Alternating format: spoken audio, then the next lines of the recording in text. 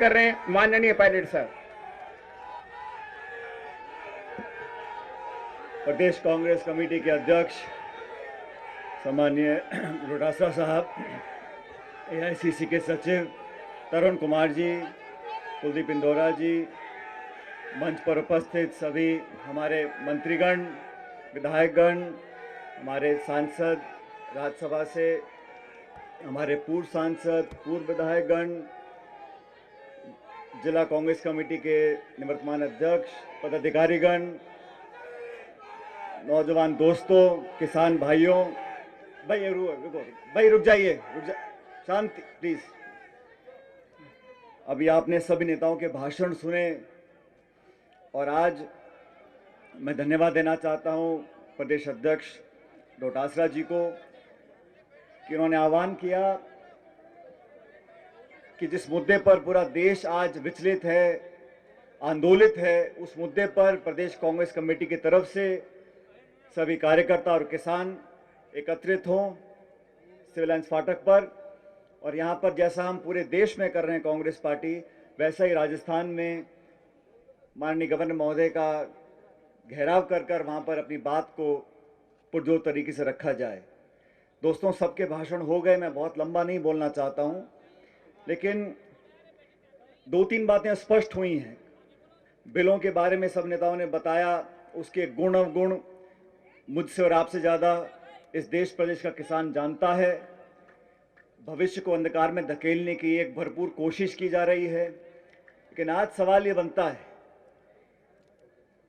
कि इसके बाद हम लोग क्या करेंगे, क्योंकि भारत सरकार की जो अब तक नीति रही है, जो रवैया रहा है, जिस प्रकार से कानून बनाकर लागू किए, जल्दबाजी में किए, जबरदस्ती किए, और 2 महीने से पूरा देश और पूरी दुनिया इस बात की गवाह है कि जमीन के हमारे धरातल पर रहने वाले, जीने वाले किसान भाइयों की न सिर्फ बात को अनसुनी किया जा रहा है, लेकिन दुष्प्रचार किया जा रहा है।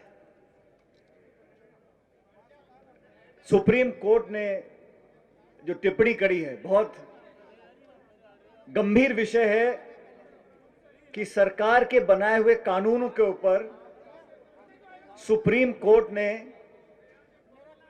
उन कानूनों को सस्पेंड किया है और एक कमेटी का गठन किया है।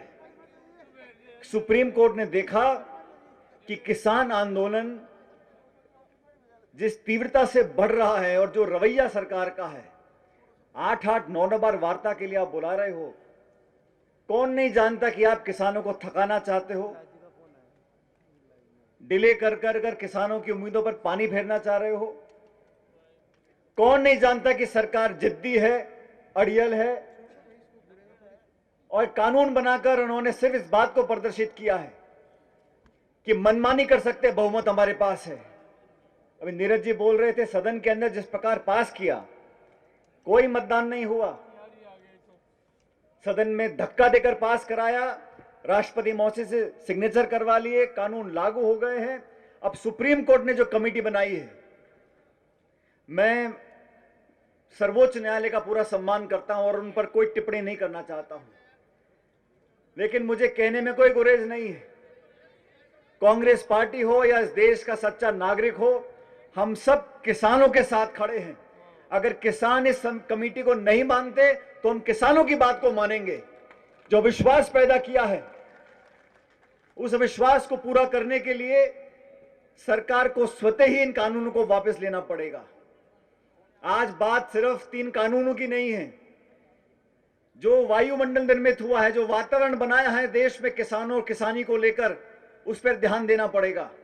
आप सबको याद है, यही बीजेपी की सरकार ने वादा किया था कि किसान की जो खपत होती है, बीज, बिजली, तेल, पानी, खाद, मेहनत,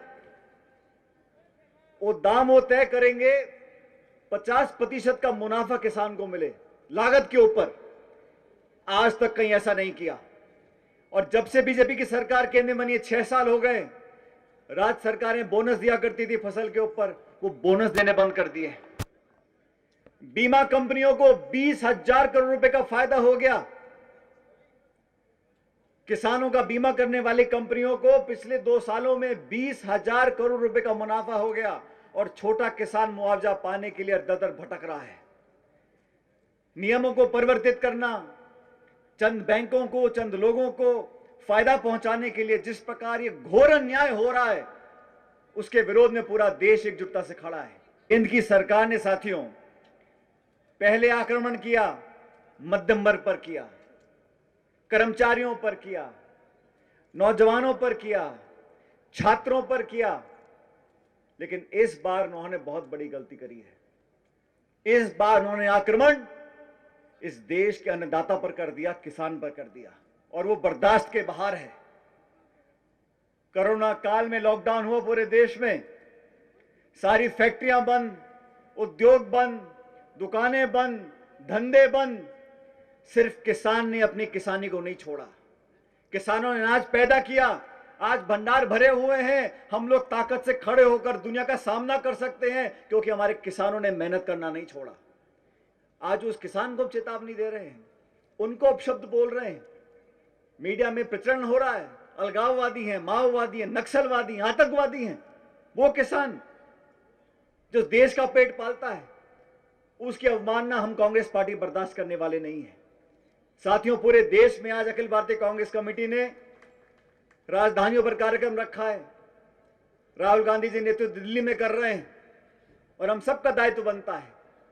आज कोई विधानसभा लोकसभा के चुनाव नहीं है, आज मतदान नहीं हो रहा, आज चुनावी भाषण नहीं हो रहे, लेकिन एक जागरूक नागरिक होते हुए हमें अपनी जिम्मेदारी का निर्वहन करना पड़ेगा। आज इस देश की उम्मीद हम सब लोगों से है। 24 राजनीतिक दल देश में, आपस में हमारे अलग अलग विचार हो सकते हैं, लेकिन किसानों के मुद्दों पर, इन कानूनों का विरोध करने के लिए सोनिया गांधी जी, राहुल गांधी जी ने देश की 2 दर्जन पॉलिटिकल पार्टीज को इकट्ठा किया है। एनजीओ हो, किसान संगठन हो, राजनीतिक दल हो, नेता हो, सबकी धारणा यह है, लेकिन जिद पर जो सरकार अड़ी है, उस जिद का तो एक ही इलाज है। अभी मनसे लालचंद जी ने बोला और नेताओं ने बोला, अब जिद नहीं छोड़ेंगे तो फिर इलाज भी करना पड़ेगा। क्योंकि मैं नहीं समझता हूं कि प्यार मोहब्बत से, शांतिपूर्ण तरीके से अब तक जो हल ढूंढने की कोशिश हमारे किसान भाई कर रहे हैं, उसमें कुछ कामयाबी मिली है। आने वाले समय में हम लोगों को और तीव्रता से इस आंदोलन को बढ़ाना पड़ेगा और गांधीवादी तरीके से, शांति से, संयम से, विनम्रता से अपनी बात को मनवाना पड़ेगा। अरे सरकार के 3 कानून क्या है? जब देश का आम नागरिक महात्मा गांधी के नेतृत्व में, कांग्रेस पार्टी के आह्वान में, जो 200 साल से अंग्रेज यहां देश में राज करते थे, उनको बिना गोली चलाए हमने भगा दिया था। ये 3 कानून कुछ बात नहीं है। इन कानूनों को वापस दिलवाएंगे, लेकिन हमें अपनी एकजुटता का प्रदर्शन करना पड़ेगा। मुझे खुशी है कि आज तमाम नेतागण, कांग्रेस पार्टी के कार्यकर्ता, किसान साथी, आसपास के इलाके के सब लोग यहां पर इतनी बड़ी संख्या में आए। मैं पुनः धन्यवाद देना चाहता हूं हमारे अध्यक्ष महोदय का कि आपने हम सबको यहां पर आने का मौका दिया। और साथियों, अंत में आपसे इतना निवेदन करूंगा, पार्टियां, सरकारें, चुनाव, नेता आएंगे चले जाएंगे, लेकिन ये कानून अगर इतिहास में लिखे गए और आज हम लोगों ने विरोध करके कानून को खत्म नहीं करवाया, तो आने वाली पीढ़ियां हमको माफ नहीं करेंगी। बहुत गंभीरता से हमें इस आक्रमण को रोकना है और सरकार को मुंहतोड़ जवाब देने के लिए शांतिप्रिय तरीके से, गांधीवादी तरीके से इस आंदोलन को आगे बढ़ाना है। आज किसान हमारी तरफ देख रहा है और कांग्रेस पार्टी को अपनी ऐतिहासिक जिम्मेदारी निभाने के लिए आगे आना पड़ेगा। हम सब यहां पर इकट्ठा हुए, आप सब लोग भी यहां पर आए, मैं आपका बहुत बहुत धन्यवाद देता हूं। जय हिंद, राम राम साहब।